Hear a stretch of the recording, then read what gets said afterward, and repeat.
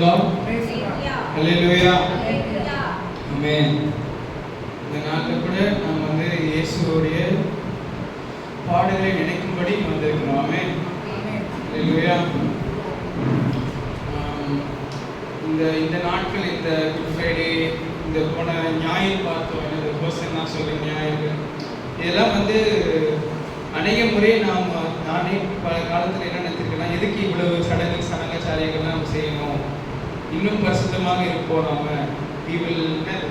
இதெல்லாம் நம்ம கொண்டாட வேண்டாம், இந்த பண்டிகை நாட்களில் கொண்டாட தேவையில்லை, நாம் அந்த நாட்களில் வந்துட்டு இந்த மாதிரி எல்லாரும் ஒன்று கூடி ஒரு காரியத்தை நினைவு கூறணுமா, நாம் இருந்தோடு பரிசுத்தமாக இருந்தாலே போதாதா அப்படின்ற ஒரு எண்ணங்கள்லாம் வந்து இருக்குது. ஆனால் அதற்கு ஏற்ற மாதிரி இந்த பண்டிகை நாட்களுக்காக ஒரு வசனம் பார்க்கலாம். யாக்கோபு எழுதின நிருபம், ஜூட், எபிஸ்டல் ஆஃப் ஜூட்,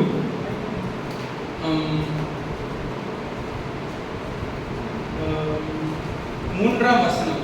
யாக்கோபு எழுதின நிருபம் 3ஆம் வசனம் படிக்கலாம். 1ஆம் அதிகாரம் 3ஆம் வசனம். வாருங்கள், வாருங்கள், குதிரைகள் நமக்கு கீழ்ப்படியும்படி அவைகள் யூதா எழுதுங்க. யூதா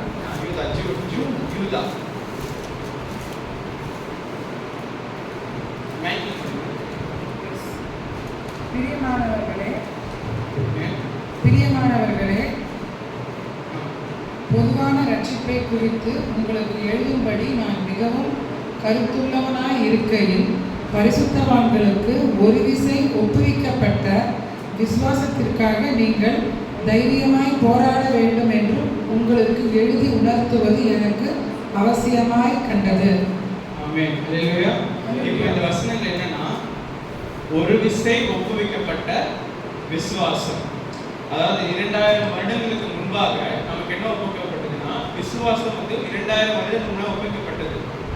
அதை நாம் இன்னும் வந்து கை கொள்ளுகிறோம் என்றால், நம்மளுடைய பெற்றோர்கள், அவர்களுடைய பெற்றோர்கள் என்ன பண்றாங்க, வருடங்களாக 2000 வருடங்களாக இந்த சத்தியத்தை கஷ்டப்பட்டு எழுதுறதும், அதை குறித்து அச்சடிக்கிறதும், எல்லாருக்கும் போய் கொடுக்கறதும், அந்த வேத வசனங்களை காத்து கொள்றதும், அந்த சத்தியங்களை வந்து தினந்தோறும் பிரசங்கித்துக் கொண்டு அது முக்கியம் என்பதை அவர்கள் காத்துக்கொண்டே வந்தாங்க. அதன் மூலமாக தான் நாங்கள் இப்போ அறிந்து கொள்கிறோம். அதாவது கர்த்தர் நம்மை தொட்டாலும் அவர்கள் மூலியமாக நம்மளை தொட்டார். ஓகே, அவங்க மூலமா நம்ம ஆசிரியப்பட்டதுனால இப்பொழுது இந்த சத்தியம் அடுத்த தலைமுறைக்கு போய் செல்ல வேண்டும் என்றால் நாம் என்ன செய்ய வேண்டும்னா, இந்த பாரம்பரியம் என்று எண்ணப்பட்டாலும் அதிலே விசுவாசத்தோடு அது சத்தியமும் இருக்கு இல்லையா. பாரம்பரியம் எப்படின்னா, ஒரு சத்தியத்தின் மேலதான் அது கட்டப்பட வேண்டும். அப்போ எவ்வளவு தவறான பாரம்பரியங்கள் ஒரு பொய்யின் மேல கட்டப்பட்டாலும், அப்போ சத்தியத்திற்கு என்ன தேவைன்னா, ஒரு பாரம்பரியமான ஒரு கூடுகை தேவை. அந்த கூடுகையில இயேசுவின் பாடுகளை நாம் என்ன செய்கிறோம், தியானிக்கவும், அவருடைய உயிர்த்தெழுதலை நினைவு கொள்ளவும், அவருக்கு நடந்த உலகத்தில் அவர் நடந்த காரியங்களை நினைவு கொள்வதற்காக நாம் கொடுக்கிறோம். ஸோ இந்த காரியங்கள்ல நம்ம இந்த குட் ஃப்ரைடே அந்த நாட்களில் அதிகமாக நினைவு கொள்வது என்னது நல்லது, நமக்கும் நல்லதாக இருக்கும், நம்மளுடைய பிள்ளைகளுக்கு அதிக நல்லதாக இருக்கும், நிச்சயமாக இருக்கும். அவர்களும் இந்த காரியங்கள் நடந்தது 2030 வருடங்களுக்கு முன்பாக இது நடந்தது என்பது என்னது அவர்கள் அறிந்து கொள்வாங்க. அதனால வந்துட்டு வேதத்தில் வசனம் பார்க்கலாம். இந்த செய்கைகளை இந்த ஒரு விதத்தில் கர்த்தர் சொல்லுறேன்னா, நான் அருளிய வார்த்தையில் உண்பாயிருந்தும் சந்ததி சந்ததிவாயிலும் விலகாது இருக்க கடவுள். அப்போ எப்படி இது விலகாக இருக்குன்னா, பேசுகிற வார்த்தையை கேட்கறது மூலமாக பிள்ளைகள் எப்படி எல்லா விதத்தையும் கற்றுக்கொள்கிறார்களோ, இதையும் என்ன செய்ய வேண்டும்னா, நம்ம இடத்துல பெற்றோர் இடத்துல இதை கற்றுக்கொள்ள வேண்டும். ஆமென். ஆமென். ஹல்லேலூயா. அதான் முதலாவது இந்த பாடல் பாடுவோம், எங்கும் புகழ் இயேசு ராஜனுக்கு. அந்த பாடல்ல முதலாவது எதில் ஸ்டார்ட் பண்றாங்கன்னா, 2வது பகுதியில் ஆரம்பிக்கலாம். கல்வி கற்றவர்கள் கல்வி கல்லாதவருக்கு கடன் பட்டவர் கண் திறக்கவே. ஆமென். அந்த பாடல் கல்வி கற்றவர்கள் கல்வி கல்லாதோருக்கு கடன் பட்டவர் கண் திறக்கவே. கல்வி கற்றவர்கள் கல்வி கல்லாதோருக்கு கடன் பட்டவர் கண் திறக்கவே.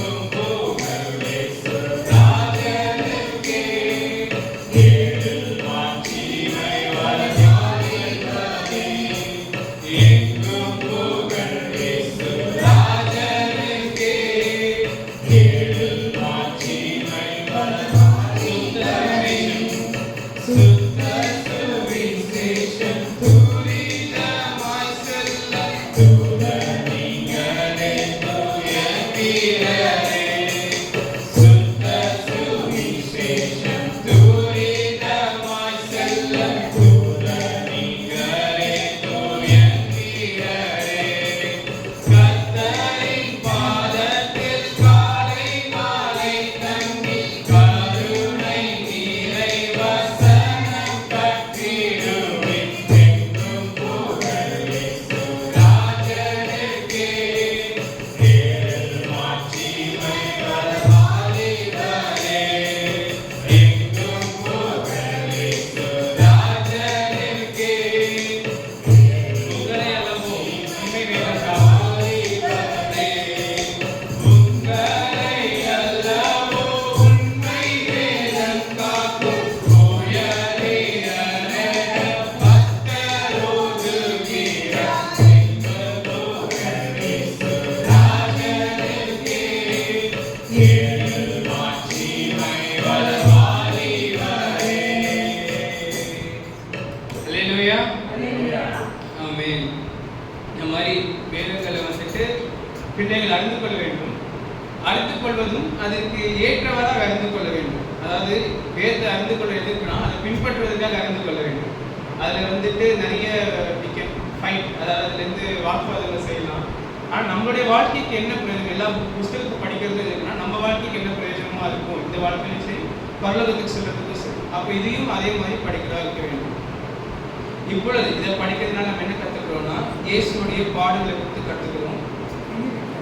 இயேசு வந்துட்டு இந்த உலகத்திலே வாழ்கிற வாழ்க்கை போது அது கடைசி அந்த சிலுவைக்கு போகிற அந்த கடைசி நாள் ஆஃப்டர் த லாஸ்ட் சப்பர் என்ன பார்த்தாருன்னா, நான் உங்களை நிற்கட்டுள்ளாக விடேன், நான் உங்கள் இடத்துல வருவேன் என்று சொல்லிட்டு போனார்.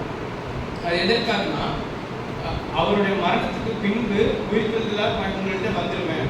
அப்போ அவர் என்ன அறிந்திருந்தாருன்னா மனிதர்கள் வந்துட்டு அவர் இல்லாமல் வாழ்வது முடியாது.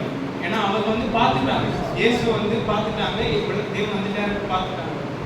அதுக்கப்புறமா தேவன் இல்லை வந்தாச்சு முடிஞ்சிருச்சு கர்த்தர் போயாச்சுன்னா அவரால் வாழ முடியாதுன்ற வந்திருக்காங்க. அப்பொழுது அவர் என்ன சொன்னார், நான் உயிர்த்தெழுந்து திரும்ப உங்கள் இடத்துல வருவேன், பரிசுத்த ஆவியானவரை கொடுத்துடுறேன், அவர் உங்களோட எப்பயும் இருப்பார், நான் உங்களோட பேசிக்கொண்டே இருப்பேன்.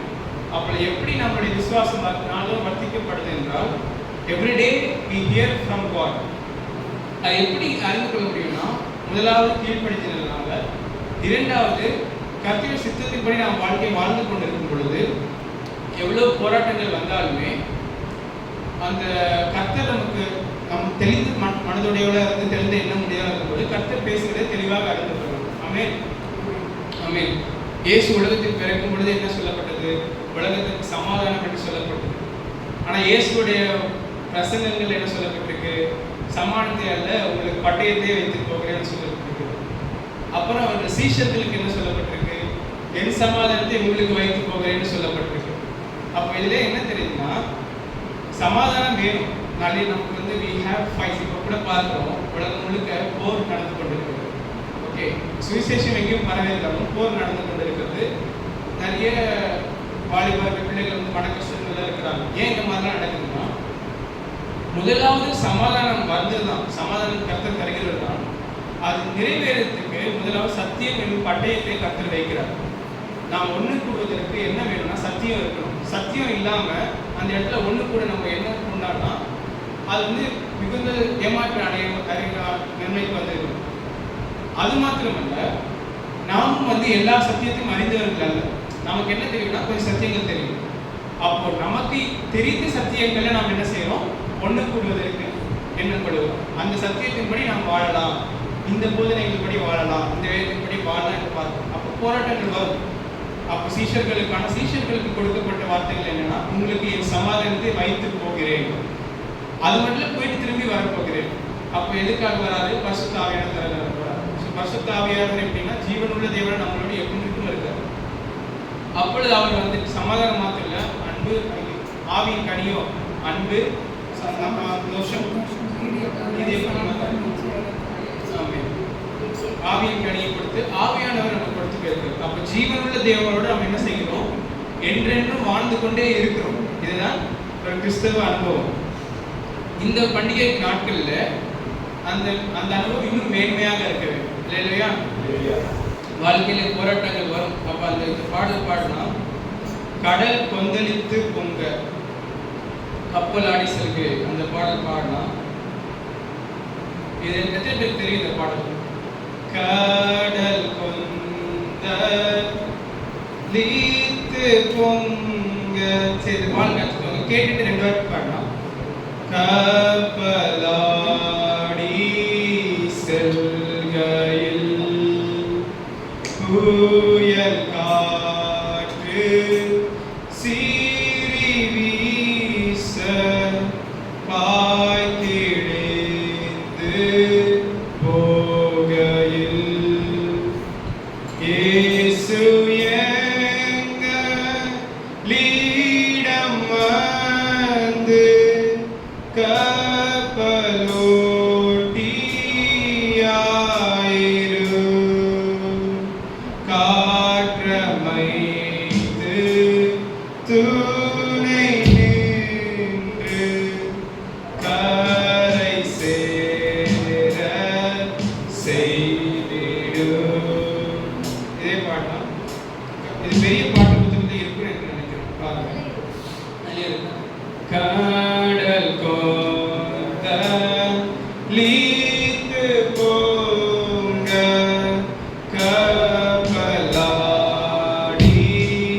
செல்கையில் புயல் காற்று சீறி வீச பாய்ந்திடிந்து போகையில் இயேசு எங்களிடம் வந்து கப்பலோட்டியாயிரு காற்றமைத்து துணை நின்று கரை சேர செய்திடும். கப்பலிலே போருக்கு கடும் மோசம் வரினும்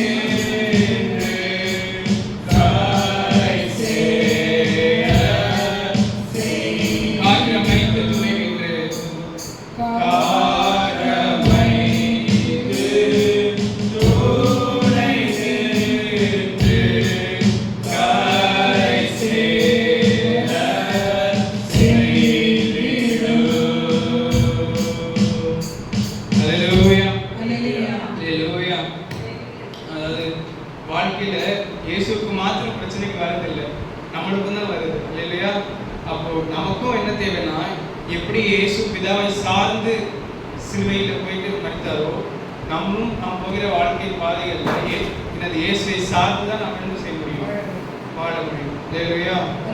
அந்த பகுதி பாடவும், இயேசு எங்களிடம் வந்து, இயேசு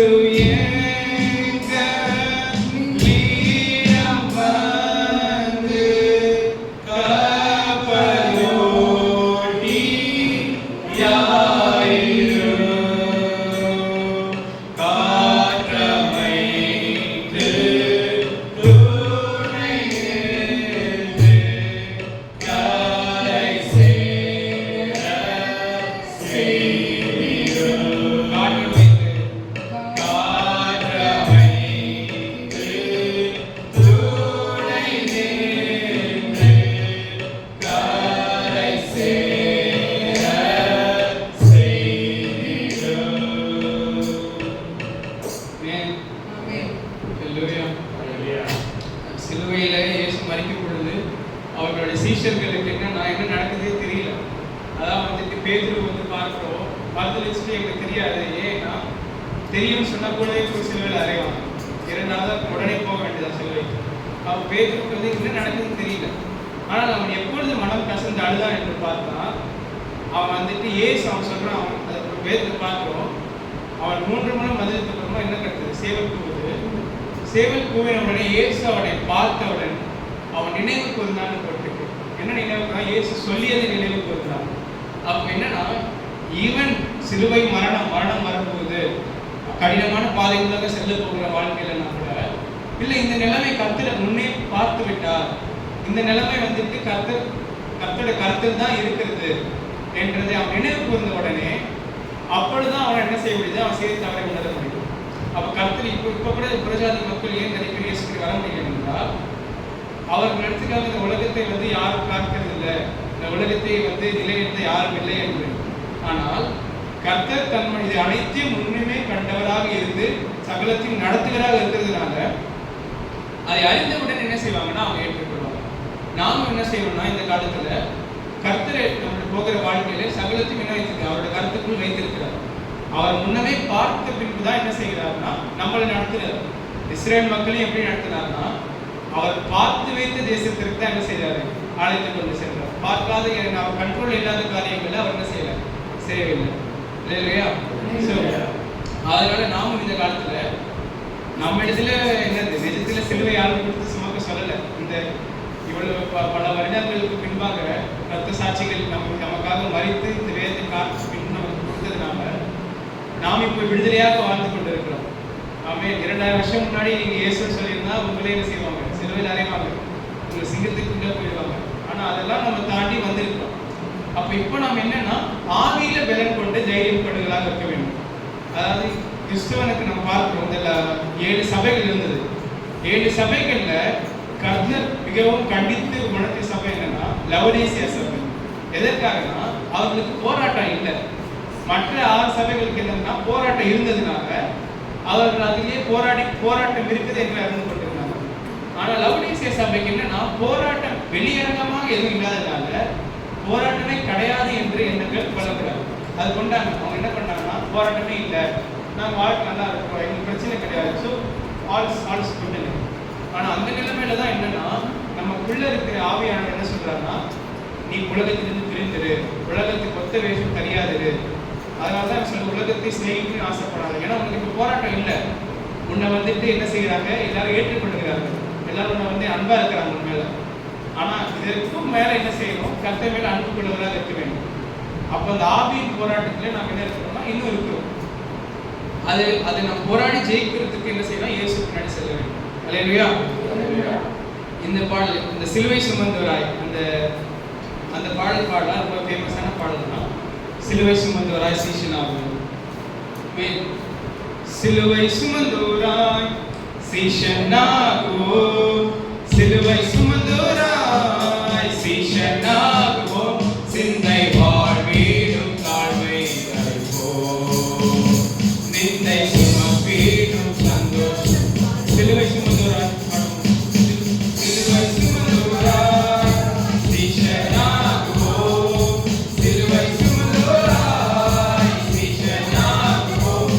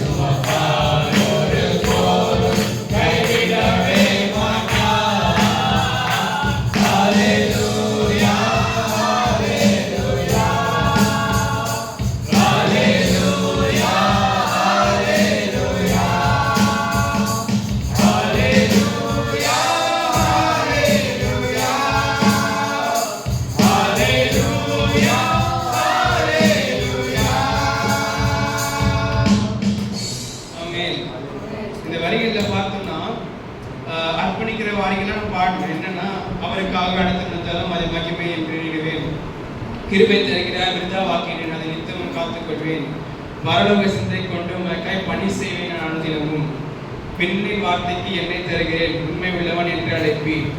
ஆனால் இது எல்லாத்தையும் முழுதா கையில் என்ன இருக்குன்னா, இயேசு தாங்குவார், அவரே சுமப்பார், ஒருபோதும் கைவிடவே மாட்டார். இந்த வரிகளை நான் பார்க்கும்போது எனக்கு எப்படி எனக்கு என்ன காரியம்னு சொன்னா, அதாவது அநேக முறை பெற்றோர் என்ன செய்யிருக்காங்கன்னா, பிள்ளைகளுடைய வாழ்க்கைக்காக அவர்கள் நல்லா இருக்கிறதுக்காக நிறைய முயற்சி இருக்கிறாங்க. அவர்கள் இவர்களே தாங்க வேண்டும், இறுதி வரைக்கும் தாங்கணும் என்று நினைக்கிறாங்க. ஆனால் கிறிஸ்துவத்தில் வந்துட்டு கிறிஸ்துவ இயேசு விசுவாசிக்கிறவர்களுக்கு என்னன்னா, நான் பெற்றோர்கள் முழுமையாக பிள்ளைகளை தாங்க வேண்டியது அல்ல. என்னன்னா, கர்த்தர் இடத்துல ஒப்பு கொடுத்துட்டா அவரே தாங்குவார். அல்லேலூயா. இயேசு தாங்குவார், அவரே அதை சுமப்பார். அதாவது உலகத்தின் பாவத்தை சுமத்துக்கு தேவாட்டி என்ன செய்வார்னா, அவங்களுடைய பிள்ளைகளையும் பேர்களையும் என்ன செய்வார்னா அவரே சுமக்கிறதா இருக்கிறார். அல்லேலூயா. இயேசு தாங்குவார், அவரே சுமப்பார். அவரும் சுமப்பார் இல்ல, அவரே சுமப்பார், ஒருபோதும் கைவிடவே மாட்டார். யாக்கோபு யோசேப்புக்கு சொன்னது என்னன்னா, உன் தகப்பனின் தேவனாலே இது ஆயிற்று, உன் தகப்பனால ஆயிற்று இல்ல, உன் தகப்பனின் தேவனாலே இது ஆயிற்று என்று சொன்னார். இல்லையா? என்னோட வாழ்க்கைக்கும் என்னன்னா, ஒரு இடத்துல சரி என் தகப்பனார் போயிட்டாரே, அது இல்லை என்றால் நான் என்ன செய்வேன் எண்ணங்கள் வரும் பொழுது, அப்போ ஒரு கனவுல அப்போ பேசுறது. அப்போ என்ன கருத்து சொன்னதுன்னா, அதாவது இந்த கனவுல என்ன, இந்த இடத்துல நான் நிற்கிறேன், எங்க அப்பா நிற்கிறாரு, விஜய் நிற்கிறாரு. அந்த கனவுல அப்பா இருந்து அந்த கனவுல என்ன, டேடி அப்ஜஸ்ட் அழுகிறாரு, பேசவே இல்லை. ஆண்டர் நிற்கிறாரு, என்னக்கா என்ன பார்க்கல, அவர் கட்டத்துல நீ ரைட்டா அழுகிறார், முடிஞ்சிருச்சு, என்னோட ஜேர்னி முடிஞ்சிருச்சு, உலகத்தை பிரிந்து போறேன்ற இல்லை, உலகத்தில் யாரை விட்டுட்டு போறேன். அப்போ கர்த்தர் டிவி பார்க்குறாரு, அழுதுட்டு பார்த்து சரி இப்படின்னு இந்த காலத்தில் கேட்கறத பார்க்குறேன். இதுக்கான எதுக்குன்னா ஒரு ப்ரொடெக்ஷன் தான். அதாவது ஒரு பிள்ளைகளுக்கு அந்த ஆறுதல் தேவை இல்லையா? அப்போ அந்த ஆறுதல் ஆவிக்குரிய ஆறுதல் கர்த்தர் எப்படி வேணும்னா தரத்துக்கு வல்லவராக இருக்கிறார். அதனால பெற்றோர்கள் நமக்கு அப்புறம் பிள்ளைகளுக்கு என்ன ஆகும், நம்மளுடைய பேர்களுக்கு என்ன ஆகும், நம்ம சந்ததிக்கு என்ன ஆகும், நம்ம சத்தியத்தில் அவங்க நிற்க வைக்கிறோம். ஆனால் அதுக்கப்புறம் நம்ம கைவிட்டோம்னா என்ன ஆகும் என்ற எண்ணங்கள் பண்ணாங்க. இயேசுவே அவர்களை தாங்கிறதுக்கு வல்லவராக இருக்கிறார். அல்லேலூயா. உங்களோடு உங்களை சந்தித்த தேவன் அவர்களை சந்திப்பார். ஆமென். உங்களை எப்படி அவர் ரட்சித்தாரோ, உங்களுக்கு எவ்வளவு கிருபை கொடுத்தாரோ, அதற்கும் மேலான கிருபை என்ன தருவார், பிள்ளைகளுக்கு தருவார். அப்போ நம்ம எவ்வளவு வழி தவறி போனால் நம்மளை தாங்குறவர் நம்மளை காட்டிலும் என்ன கிருபை கிடைக்கும்னா அவர்களுக்கு கிருபை தரணும். அல்லேலூயா. அதனால சந்ததியாக கிருபை தருகிறதா இருக்கிறார். அதை அனைத்தையும் இன்னைக்கு ஒரு கடைசி பாடல முடித்து விடலாம். அதை இன்றைக்கு நேற்று கூட பார்த்தீங்கன்னா எனக்கு இந்த தேவை என்னன்னா, இது 9 மணி முதல் 6 மணி தான் என்ன செய்தார், ஏசு சிலுவையில் தொங்கினதா இருக்கிறார். அந்த 6 மணி நேரம் தொங்கினதுல ஒருத்தர் ரசித்து போயிட்டார். ஒருத்தர் 6 மணி நேரம் தொங்குறதுல அவர் அந்த உயிரை பிடித்து கொண்டு இருக்கிற காலங்களில் என்ன செய்யறாருன்னா, ஒருத்தர் என்ன சொல்றான், என்னை நினைவில் நினைத்து கொள்ளும் என்று கேட்கிறான். அப்பொழுது எவ்வளவு வழிவழியே போயிட்டு அவன் ஜீவன் முடிய போறது, இதுக்கப்புறம் அவன் இறங்கி வர போறது கிடையாது. அவனுக்கு பரலோக விசுவாசம் என்று கிடையாது. நீங்கள் ராஜாவா வரும்பொழுது என்ன நினைத்துக் கொள்ளுங்க, அவ்வளவுதான். இந்த மாதிரி ஒருத்தர் இருந்தான் அப்படின்னு நினைத்துக் கொள்ளுங்க, அது போதும். நான் எப்படிதான் நடக்க போனாலும் என்னது போகிறேன்ற அவனுக்கு நம்பிக்கை ஏற்றாலும் கர்த்தர் என்ன செய்யறார், ஒரு நம்பிக்கை கொடுக்கிறார். நீ பரதேசியில் இருப்பா என்னோட. அவள் பரதேசி கேட்கல, நான் கர்த்தர் நம்பிக்கையை கொடுக்கிறவராக இருக்கிறேன். இல்லையா? அதே போல நாம் இயேசுவை தேடிக்கொள்ள அவரை தேடி வந்தார். ஆமென். இந்த பாடல் பாடலாம், குருசினில் தொங்கினீர் குருதியும் சிந்தினீர். அதாவது நம்ம அவரை தேடி எதுவுமே போகல, நம்ம என்ன ரட்சியம்னு கேட்டோமா. ரோமர்ல பார்க்கிறோம், என்ன பார்க்கிறோம் என்றால், ஒருவரும் தேவனை தேடாதவர்கள் பார்க்கிறோம். ரோமர் 3ல ரோமன் சீக் காட், கர்த்தர் யாருமே தேடுறதில்லை. கர்த்தர் யாரை தெரிந்து கொள்ள வேண்டுமோ, தம்மை வெளிப்படுத்த வேண்டும் சித்தம் கொள்கிறாரோ அவர்களுக்கு என்ன செய்கிறார், வெளிப்படுத்தி அவர் ரட்சிக்கிறார். பவுலும் கர்த்தருக்கு விரோதமான இருந்தவன், ஏரோதும் விரோதமாக இருந்தவன். பவுலுக்கு காட்சி அளித்து ரட்சித்தார், ஏரோதை கண்டித்தார். அப்படி நாம் எப்படி மீந்தி இருக்கிறோம்னா, அவருடைய சுத்த கிருபையினால மீந்தி இருக்கிறோம். பிதாவுடைய சித்தத்தின்படி இயேசு தம்முடைய ஜீவனை விட்டதுனால நாம் என்ன செய்கிறோம், பிதாவின் சித்தத்தின்படி இயேசுவை விசுவாசிக்கிறதுக்கு நாம் படிக்கிறோம். இல்லையா? அந்த பாடல் பாடலாம், குருசினில் தொங்கினீர். குருசீனில் தொங்கி நீர் குருதியும் சிந்தி குரு இயேசுநாதா நீர் கொல்கதாவில் குருசீனில் தொங்கி பாடல் எண் 468 468 இயேசுநாதா நீர் கொல்கதாவில் கால்களில் ஆணிகள் பாய்ந்தே கண்கள் அயர்ந்தே தாகத்தால் தோய்ந்தே கால்களில் ஆணிகள் பாய்ந்தே கண்கள் அயர்ந்தே தாகத்தால் தோய்ந்தே ஏனோ இத்தனை பாடுகள் ஏற்றி ஏனோ இத்தனை பாடுகள் ஏற்றி என் பாவம் போக்கிட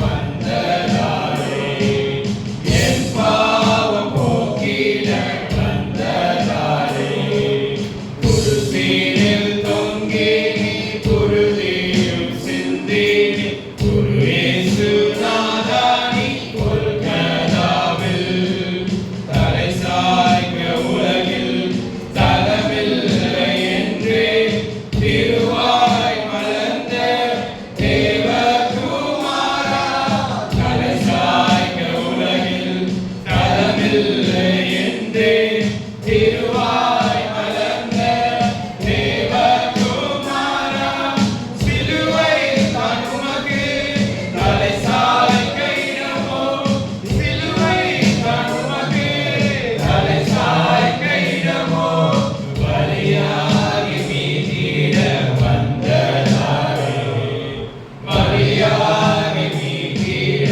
வந்ததாலோ குருசீனில் தொங்கி நீ குருதியும் சிந்தி குரு இயேசுநாதா நீ கொல்கதாவில் அலையூற்றுமற்ற கன்னிகையாக திருச்சபையின் முன் நிற்கதற்காயோ கரையேதுமற்ற கன்னிகையாக திருச்சபையின் நிற்கதற்காயோ நிந்தை சுமந்தி சந்தோஷத்தோடே நிந்தை சுமந்தி சந்தோஷத்தோடே நிர்மல கொல்கதாவே நீரோ நிர்மல கொல்கதாவே நீரோ குருசீனில் தொங்கி நீ குருதியும் சிந்தி குரு இயேசுநாதா நீ கொல்கதாவில் தேகமதிலே பாதை அடைந்தே பாதகரின் பாவம் ஏற்றவராய் தேகமதிலே பாதை அடைந்தே பாதகரின் பாவம் ஏற்றவராய் தேவனுடனே சேர்ந்திட ஒன்றாய் தேவனுடனையும் சேர்ந்திட ஒன்றாய் தேவாட்டு குட்டியாய் வந்தீரோ நீ தேவாட்டு குட்டியாய் வந்தீரோ நீ குருசீனில் தொங்கி நீ குருதியும் சிந்தி நீ குரு இயேசுநாதா நீ கொல்கதாவில் நிலையில்லா பொன்வெள்ளி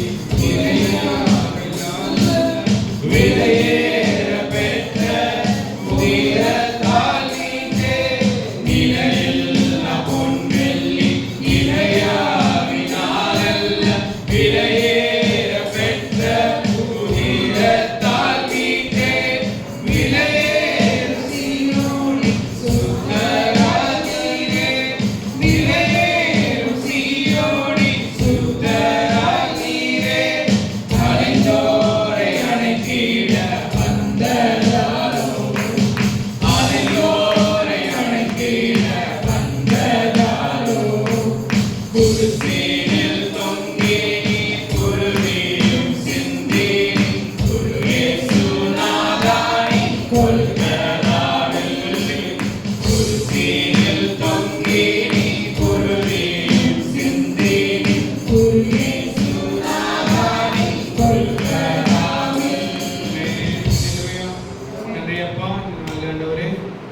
உண்மை அப்பா இன்னும் அதிகமாக தியானிக்க ஆண்டவரே நாங்கள் எல்லாம் ஒன்று கூடி வர கிருபை தந்ததுக்காக நன்றி அப்பா. இயேசுவே உன் நாமத்தினால் நாங்கள் ஒன்று கூட எங்களுக்கு பலன் தரும். ஆண்டவரே அப்பா உலகத்தின் முடிவு பறிந்து எங்களை காத்துக்கொள்வேன் என்று சொல்லி கொண்டிருக்கிறேன் அப்பா. அதை நாங்கள் விசுவாசித்து உண்மை இன்றைக்கும் ஆண்டவரை ஏற்றுக்கொள்ள கிருபை தாருங்கள். உங்கள் ரத்தத்தினால் எங்களை கழுவி சுத்திக்கிறோம். இயேசு நாமத்தில் பிதாவே ஆமென்.